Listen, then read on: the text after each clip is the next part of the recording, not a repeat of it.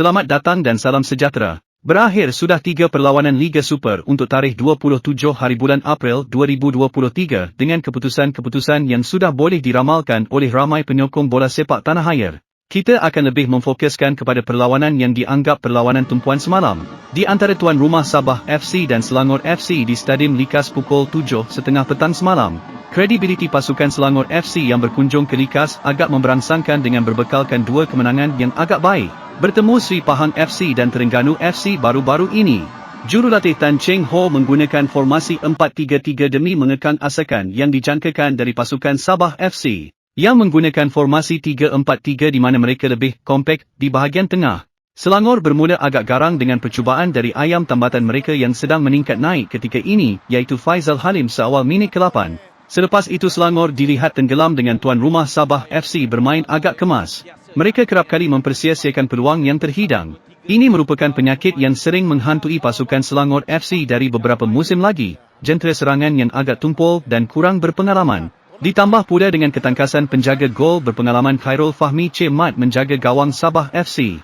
Bahagian pertahanan Selangor FC kurang tersusun dan sering kelam kabut untuk mengeluarkan bola. Akibatnya pasukan Sabah FC berjaya mendapatkan sepakan penalti akibat dari terjahan Yazan Al-Arab terhadap Kapten Sang Badak Badrul Bakhtiar. Pada minit ke-24, Saadil Ramdhani berjaya menyempurnakan sepakan penalti tersebut dengan mudah menewaskan penjaga gol gantian Selangor FC Sam Somerville. Dato' Kim Sui untuk gol yang pertama perlawanan ini. Keyakinan yang memainkan peranan untuk Sada mendapatkan jaringan. Pada minit ke-38, Faizal Halim sekali lagi menguji Khairul Fahmi dengan sepakan volinya tetapi ditepis keluar oleh penjaga gawang Sabah FC itu. Sangat-sangat cantik pergerakan ini. Bermula babak kedua perlawanan Selangor FC dilihat lebih agresif untuk menyamakan kedudukan dan hasilnya pada minit ke-51 perlawanan. Faizal Halim berjaya membuat rembatan dari luar kotak penalti terkena palang gol dan membias kembali ke dalam gawang apabila terkena penjaga gawang Sabah FC.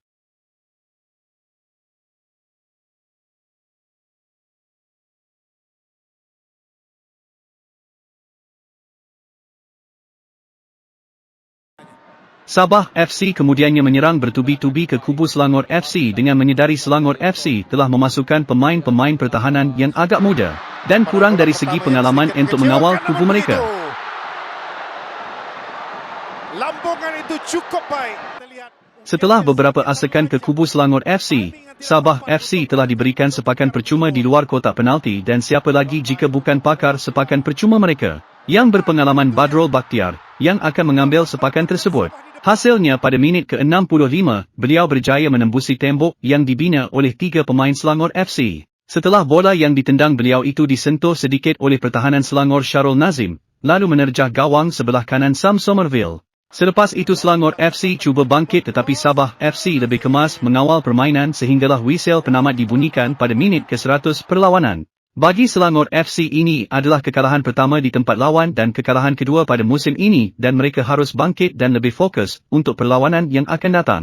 Bagi Sabah pula, sudah semestinya gembira dengan 3 mata yang dikutip dan cemerlang mempertahankan rekod tanpa kalah di gelanggang sendiri mereka. Serta yang paling penting berjaya menambah mata untuk menghampiri puncak Liga Super di tempat ketiga dengan 20 mata, 2 mata di belakang Selangor FC di tempat kedua. Terima kasih kerana menonton dan jika anda suka akan konten kami ini, sila bantu kami dengan subscribe dan tekan tombol notifikasi, supaya anda tidak terlepas video-video terbaru dari kami.